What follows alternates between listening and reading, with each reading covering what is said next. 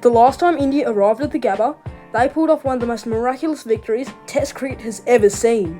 Arriving at the Gabba with 2 debutants and a further 3 who debuted earlier in the series, India somehow managed to break Australia's 32-year Gabba streak. And not only that, they managed to win the series for the second time running on Australian shores, recovering from 36 all-out to heroes at the Gabba. And there were some key reasons behind how India did it. And without further ado, let's get into the video. But before we get into the video, please make sure you leave a like and subscribe. We're trying to hit 500 subs by the end of next year, and we couldn't do it without your help. I think the first thing to look at is India's fearless attitude.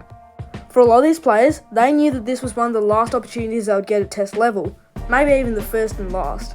As was the case for Natarajan, who came in as a net bowler for the series and ended up making his Test debut. Navdeep Saini also did not play a Test match after this series, and Washington Sundar had to wait a further 3 years for another regular opportunity.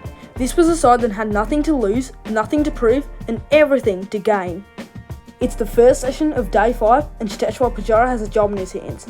After the early exit of Rohit Sharma, Pujara knows he needs to blunt this ball and stabilise the ship for India.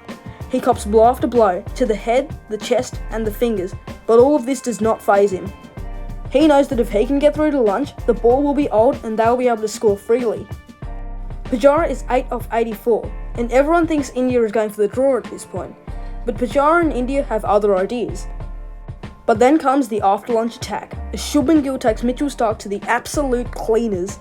Shubman Gill and Cheteshwar Pujara managed to pummel Mitchell Starc for 44 runs off 5 overs, signalling that they would not settle for a draw, and a win was the only result they were looking for. Pujara's grind allowed Rishabh Pant to come in and cash in on weary, tired Australian bowlers. Pujara's 152-ball battering blunted the Australian bowlers. Speaking of which, they were blunted the entire series. This was Cameron Green's debut series, and he had only just recovered from a back injury, so Australia were basically playing with only the 4 bowlers. This quartet were well and truly used to this. They had played without an all-rounder so many series. This was not a problem. The real problem was that India starved the go. Over the course of the series, Nathan Lyon only managed to pry 9 wickets at an eye-watering average of 54. If Nathan Lyon was not getting wickets, it meant Australia had to keep turning back to their fast bowlers in Cummins, Starc and Hazlewood.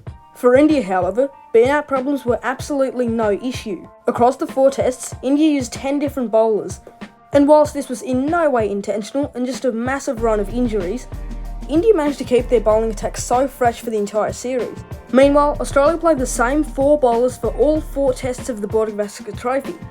They even refused to bowl their part-time spinner in Marnus Labuschagne. All in all, India's win at the Gabba was inspirational, and very few series will ever top that one. But that is it for today's video. Thank you guys so much for watching.